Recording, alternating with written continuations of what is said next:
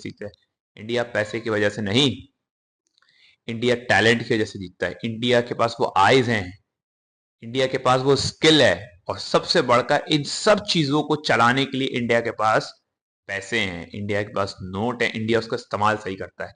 आप लोगों की तरह खराब नीयत नहीं है उनकी, उस पैसे का यूटिलाइजेशन अच्छा करना है। अस्सलाम वालेकुम, क्या हाल है आप सबके? उम्मीद करता हूं सब खैरियत से होंगे, ठीक होंगे, और सबका रमजान बहुत अच्छा गुजर रहा होगा। मेरा भी बहुत अच्छा गुजर रहा है। सो रमजान चल रहा है, वर्ल्ड कप खत्म हो गया है, और आज मेरी वीडियो का बेसिकली टाइटल है या वीडियो का पर्पस है वो एक ही है कि इंडिया इतना स्ट्रांग कैसे बना, और इसलिए मैंने अपना थंबनेल थंबनेल भी रखा है, the rise of team India. तो मैंने कुछ पॉइंटर्स बनाए हुए हैं कि इंडिया इतना स्ट्रांग क्रिकेट में कब से बना और कैसे बना और कहाँ से इसकी शुरुआत हुई थी। सो अगर मैं विदाउट वेस्टिंग एनी टाइम, सबसे पहले रिक्वेस्ट है आप सबसे, वीडियो के स्टार्ट में लाइक शेयर सब्सक्राइब प्लीज कर देना। लिटरली अभी अभी रोजा खुला है और मैं आपसे वीडियो बना रहा हूँ, तो इस इतना मैं आप डेडिकेशन से काम करना चाह रहा हूँ, और मैं चाहता हूँ मैं सिर्फ इस पे ही काम करूँ अगर आप लोग सपोर्ट करें। Please please once again like से सब्सक्राइब कर दोगे, आपके लिए 1 मिनट का काम नहीं, मेरी बहुत हेल्प हो जाती है। एनीवेज, सो मैंने कुछ पॉइंटर्स बनाए, और पॉइंटर्स में स्टार्ट करता हूँ। भाई, पहली इंडिया के लिए क्रिकेट में जब इंडिया क्रिकेट खेल रहा था, इंडिया के लिए पहली चीज सबसे बड़ी क्या थी? जब इंडिया को क्रिकेट में एक नाम मिला, इंडियन क्रिकेट को एक पहचान मिली, फिर सबसे ज्यादा बढ़कर इंडियंस में क्रिकेट के लिए क्रेजीनेस बढ़ गई कि यार अब क्रिकेट के ही पीछे भागना है, क्रिकेट ही हमारी, कहते हैं ना, फर्स्ट लविंग स्पोर्ट्स बन गया कि यार हॉकी होगा, hockey is doing a great job, but cricket से बड़ा कोई नहीं। वो बना 1983 का world cup. The big spark मेरे हिसाब से वो था जब कपिल देव ने इंडिया को पहली बार कोई वर्ल्ड कप जिताया क्रिकेट का। आपको मालूम है, मैंने कुछ इंडियन प्लेयर्स से स्टोरी सुनी है कि एक टाइम था कि ये जो आज इंग्लिश प्लेयर्स, ऑस्ट्रेलियंस आके आईपीएल में घुसे जा रहे होते हैं, इवन पीएसएल में घुसे जा रहे होते हैं कि इनको खेलने को मिल जाए, इनके कमेंटेटर्स आ रहे होते हैं, हर जगह घुसने की कोशिश कर रहे होते हैं। ये बांग्लादेश तक को नहीं छोड़ा, वहां भी खेलने पहुंच जाते हैं। एक टाइम था, ये लोग इंडियन प्लेयर्स को, पाकिस्तानी प्लेयर्स को, इनकी फैमिलीज तक को टिकट तक नहीं देते थे। आप अगर अपनी फैमिली को टिकट देके मैच देखने बुलवाना चाह रहे हैं तो ये आपको टिकट तक नहीं देंगे, ग्राउंड में भी नहीं एंटर होने देंगे। ये मैं बात कर रहा हूँ अर्ली 80s और अर्ली 90s की। उस उन दौरान ये होता था कि हालांकि टीम अच्छा खेल रही है इंडिया पाकिस्तान, तब भी वो रिस्पेक्ट नहीं देते थे, क्योंकि ये हमेशा हमें विलेजर्स, गांव वाले, देहाती कह के समझते थे, स्नेक्स कहते थे हम लोगों को।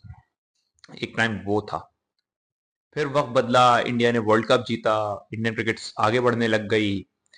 उसके बाद 90s जब आया, 90s के आते आते ये था कि उस टाइम बीसीसीआई जो है, ब्रॉडकास्टर्स को, जो आपके, वैसे तो उस टाइम ब्रॉडकास्टर्स थे ही नहीं, एक आदि था, उसको बीसीसीआई पैसे लेता नहीं था, पैसे दिया करता था बीसीसीआई मैच दिखाने के। उस टाइम बीसीसीआई मैच के दिखाने के पैसे दिया करता था, और आज बिलियंस ऑफ डॉलर्स की डील्स हो रही होती है। अब सोचे ब्रॉडकास्टिंग की जो डील्स हो रही होती है, अब वर्ल्ड कप क्या बेचेगा जो आईपीएल की ब्रॉडकास्टिंग की डील्स हो रही होती है। क्या वक्त आ गया! उस टाइम बीसीसीआई अपनी इंटरनेशनल टीम को दिखाने के पैसे दिया करता था, और आज बीसीसीआई अपनी डोमेस्टिक लीग को दिखाने के लिए बिलियंस ऑफ डॉलर लिया करता है। कहते ना क्या टर्न अराउंड हुआ है, कहते ना क्या है अंग्रेजी की कहावत, टेबल्स हैव टर्न। बिल्कुल वैसी कहानी है। उसकी बहुत से रीजन है। 90s के अंदर इंडिया की इकोनॉमी बहुत बंद थी। 1991 या 1992 में इंडिया ने अपनी इकोनॉमी को थोड़ा ईज आउट किया, इंडिया की इकोनॉमी फॉरेन इन्वेस्टर्स के लिए खुली। उसके बाद सबसे बड़ा इम्पैक्ट मेरे हिसाब से जो था, जो आपके ये टीवी ब्रॉडकास्टिंग के ज्यादा, ये आपकी जो, मैं कहूंगा, ये सैटेलाइट से स्टार्ट किया गया था। जब सैटेलाइट को यूज करके गेम्स दिखाने लगे, उससे बहुत ज्यादा चीजें खुली। मैं एग्जैक्टली नहीं समझा पा रहा, जो आपकी, मतलब ये सैटेलाइट टीवी चैनल्स आ गए थे, हाँ एग्जैक्टली, अगर मैं याद हो, ये मैंने लिखा हुआ है, सैटेलाइट टीवी चैनल जब से आया तब से बहुत ज्यादा बीसीआई की एक रेवेन्यू स्ट्रक्चर खड़ा हुआ, उनकी ह्यूज लेवल की डील्स हुई। 96 का वर्ल्ड कप बहुत बड़ा था कि बीसीसीआई और पाकिस्तान के भी इतना बड़ा शिफ्ट आया क्रिकेट के अंदर कि इतनी बड़ी बड़ी डील साइन की गई 96 के वर्ल्ड कप में। इससे दोनों कंट्रीज को, मैं सिर्फ इंडिया की बात कर रहा हूं, इंडिया को पहचान मिली कि भाई हम सिर्फ क्रिकेट अच्छी खेल ही नहीं सकते, हम एक क्रिकेट को अच्छा होस्ट भी कर सकते हैं, और बहुत बेहतरीन लेवल पर इंडिया ने वर्ल्ड कप को होस्ट किया। उसके बाद इंडिया क्रिकेट ने, कहते हैं ना, किसी को पीछे मुड़ के नहीं देखा। फिर वो जो एक शिफ्ट ऊपर जाना शुरू हुआ ना अपवर्ड की तरफ, वो फिर चढ़ता ही रहा अपवर्ड। बीच में एक डिप आया, क्यों? क्योंकि जब 99 2000 के अंदर फिक्सिंग का स्कैंडल, मैच फिक्सिंग स्कैंडल के अंदर अजहरुद्दीन, आपके साउथ अफ्रीका के हैंसी क्रूनी, इतने बड़े बड़े नाम शामिल हुए। तो वो एक डार्क स्टेज था इंडियन क्रिकेट के लिए। हालांकि उस वक्त भी इंडियन क्रिकेट में बड़े बड़े नाम थे, आए थे। Sachin Tendulkar was at his peak, Rahul Dravid, आपके सौरव गांगुली, ये सब आ चुके थे। युवराज सिंह का टाइम आ गया था।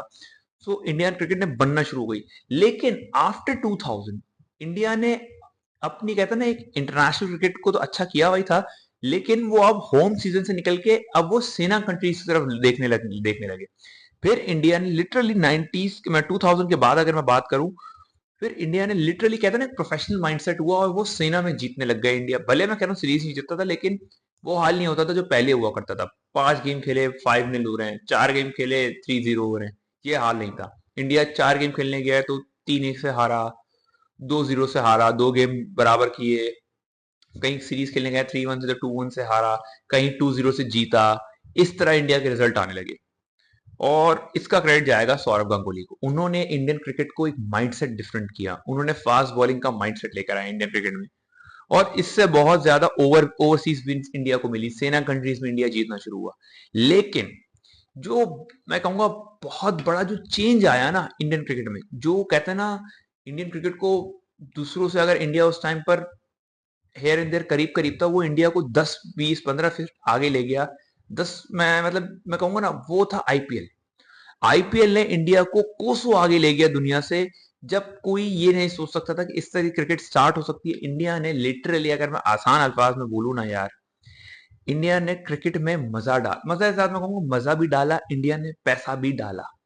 और फिर इंडिया ने क्रिकेट के अंदर, ईमानदारी की बात है, एक पैसे का ऐसा तूफान लेके आया बीसीसीआई इंडिया, कि वो रुकने का नाम नहीं लिया। और उसके बाद दुनिया ऐसा क्रिकेट को भी समझने लगी कि यार ये बहुत बड़ी बिजनेस, ये ग्लोबल इकोनॉमी की तरफ बढ़ सकती है, इतनी बड़ी इकोनॉमी बन सकती है क्रिकेट, कि अगर इसको कंट्रीज सीरियसली लें, इन्वेस्टमेंट करें इस गेम की तरफ।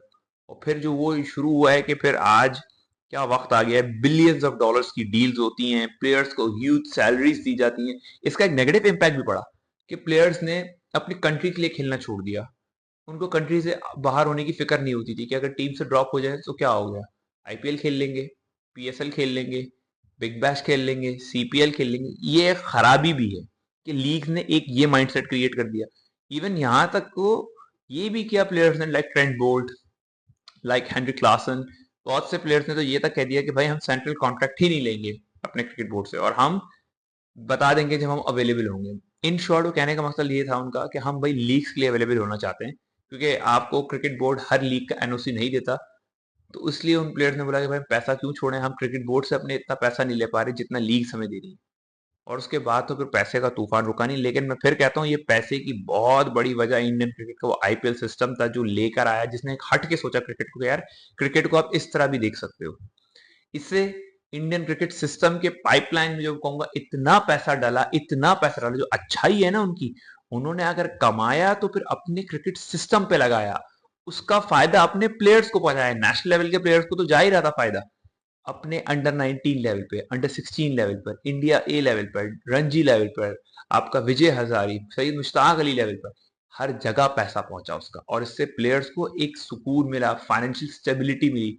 आज हर प्लेयर इंडिया का इतना पैसा बनाता है डोमेस्टिक से, मैं सिर्फ डोमेस्टिक की बात कर रहा हूँ, नॉट इवन मेंशनिंग आईपीएल, सिर्फ मैं डोमेस्टिक का बताऊं, तो डोमेस्टिक से इंडिया का प्लेयर अच्छे खासे साल के करीब करीब, मैंने एक जगह पढ़ा था, मैं अभी तक वो कोट नहीं कर सकता एग्जैक्ट, लेकिन अगर सेफली भी बोल दूं मैं, 2-2.5 करोड़ रुपए साल के कमाता है। इसमें आईपीएल शामिल नहीं है, ये याद रखना। तो फिर बताओ ना प्लेयर की क्या याशी होगी। प्लेयर्स अपने पर और ध्यान देता है, प्लेयर्स अपने पर, अपने फिटनेस, अपने, कहता है ना, अपने फिटनेस ट्रेनर्स प्लेयर्स ने अपने पर्सनल लेवल पर रखे हुए हैं। ये पर्सनल लेवल की बात कर रहा हूँ, बीसीसीआई और जो उनका नेशनल क्रिकेट एकेडमी वो अलग है, लेकिन प्लेयर्स ने अपने लेवल पर, उन्होंने अपने फिटनेस ट्रेनर्स रखे हुए कि उनको फिट रहना है, आईपीएल खेलना है, उनको इंडिया के लिए खेलना है। तो वो चीजें, कहते हैं ना, एकेडमिक कल्चर या एक फिटनेस कल्चर, वो सब एक चीजें आ गई इंडियन क्रिकेट में। फिर उसके बाद सिर्फ लीग ही, मैं कहता हूँ, या पैसा ही आपको इनफ नहीं होता बड़ा बनाने के लिए। फिर इंडिया ने रिजल्ट देना भी शुरू किए, 2007 वर्ल्ड कप की जीत, 2011 एमएस धोनी के वर्ल्ड कप की जीत, 2013 की चैंपियंस ट्रॉफी, फिर काफी हद तक कहते ना क्रिकेट अच्छी रही इंडिया की। बस इंडिया को तलाश थी क्या, कि इंडिया जितनी बड़ी उनकी क्रिकेट बोर्ड है, जितना बड़ा उनका इन्फ्लुएंस है, उतनी बड़ी परफॉर्मेंस उस लेवल पर नहीं आ रही लाइक ऑस्ट्रेलिया की 2000 में होती। कि यार ऑस्ट्रेलिया रोंद के रख देता था सबको, मतलब टूर्नामेंट स्टार्ट होने से पहले ही पता होता था सबको कि भाई ये टूर्नामेंट कहाँ जाएगा, बस एक खाना पूरी हुई है। और वो दौर आया 2023 वर्ल्ड कप लेकर, जो भले इंडिया हारा, लेकिन इंडिया ने जो डोमिनेशन स्टार्ट करी उस टाइम क्रिकेट से। क्रिकेट इंडिया हमेशा अच्छी खेलता है, एटलीस्ट आफ्टर 2000 इंडिया अच्छी क्रिकेट खेलता रहा है। लेकिन जो इंडिया ने 23 के बाद जो चीज करी, टीम उनकी 14 में भी अच्छी थी, फाइनल सेमीफाइनल खेल रहे थे, 16 17 19 21 22 टीम अच्छी थी उनकी, सेमीफाइनल फाइनल खेल रहे थे, जीत नहीं रहे थे।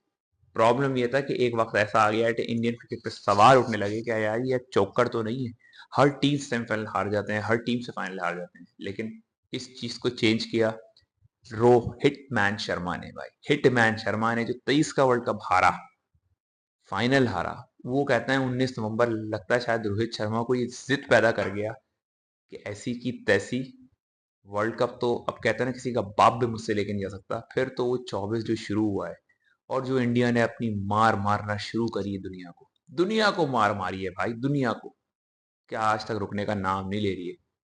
आज 23 वर्ल्ड कप से लेके अब 26 खत्म, मतलब ओडी वर्ल्ड कप खत्म हो गया, 4 ऐसे इवेंट में सिर्फ इंडिया 2 मैच हारा, एक फाइनल ऑस्ट्रेलिया से और एक साउथ अफ्रीका से।